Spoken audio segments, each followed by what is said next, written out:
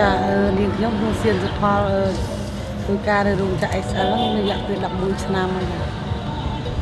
និយាយទៅបញ្ហាចម្បងនៅក្នុងរោងចក្រហ្នឹងសំខាន់ជាងគេគឺប្រាក់ខែតិចដោះស្រាយវាមិនគ្រប់ហើយផ្ទះផងហើយប្រាក់ខែប៉ុណ្ណឹងយកមកចាយវាមិនកើតហូបត្បិតត្បៀតធ្វើឲ្យយើងនឹងខ្សោយហើយវាមានជាតិថ្នាំគីមីថ្នាំប៉ះពាល់ដល់សុខភាពផងធ្វើឲ្យកម្មករស្លាប់ច្រើនឈឺច្រើនគឺសម្រាប់កម្មករដែលទទួលយកបានទីមួយគឺលក្ខខណ្ឌការងារល្អប្រសើរចេះគោរពចេះផ្ដល់តម្លៃថ្លៃថ្នូរដល់កម្មករដែលបង្រើឲ្យតកែបន្ទាល់នេះអញ្ចឹងគឺស្នើសុំថាឲ្យវាមាននិរន្តរភាពការគោរពសិទ្ធិគ្នាដល់ភាពថ្លៃថ្នូរឲ្យគ្នាទៅវិញទៅមកនោះហើយគឺជាការងារល្អ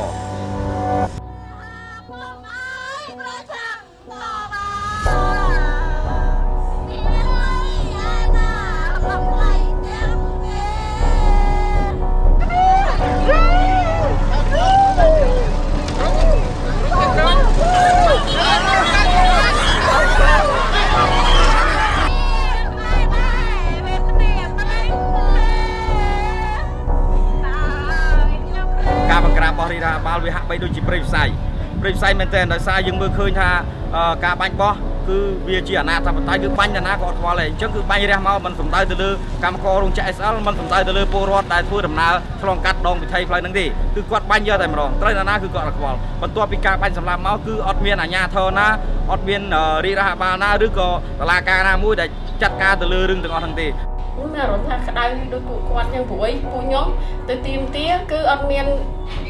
ដូចថាអត់មានអំពើហិង្សាហើយក៏មានអាវុធអីមួយទៅតបតមួយគាត់ដែរគ្រាន់តែទៅដោយសិទ្ធិចិត្តលើជាពីដាងឬជាអ្វីមួយដើម្បីគិតថាប្រាក់ឈ្នួលសពថ្ងៃមិនសមរម្យអីអញ្ចឹងណាពួកខ្ញុំប្រើដោយ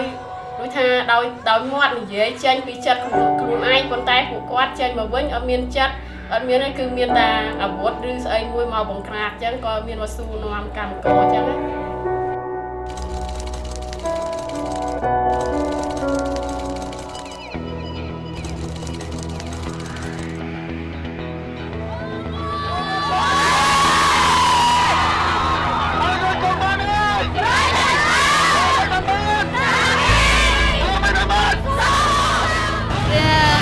ប្រាក់ខែ$177បើសិនជាបាន$177ក្នុងការជីវភាពរស់នៅអាចបានសមរម្យពួកកម្មករ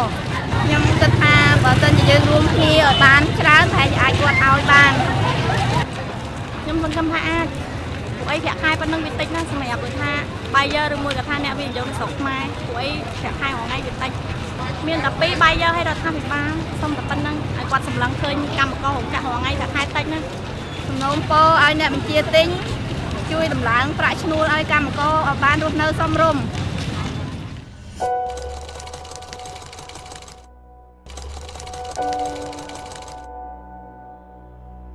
សម្រាប់ខ្ញុំគិតថា$128ហ្នឹងវាមិនទាន់សមរម្យសម្រាប់ពួកខ្ញុំទេព្រោះអីការចំណាយសពថ្ងៃវាថ្លៃនិយាយទៅពួកខ្ញុំឈឺចាប់ឬថាដោយសារកាពះ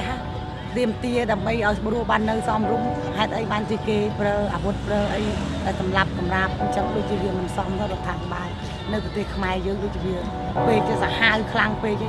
អីអញ្ចឹងកម្មករគ្នាហ៊ានក្រោកឈរឡើងទីនេះគ្នាទៀមទាដើម្បីកាពះសម្លាប់គ្នាទាំងគេទាំងខ្ញុំក៏វារៀងញាក់ដែរក៏ប៉ុន្តែនៅតែមានភាពក្លាហានតស៊ូទៅទៀតដែរដើម្បីថាជីវិតរស់នៅបានសមរម្យទោះបីស្លាប់ក៏អស់ចិត្តដែរ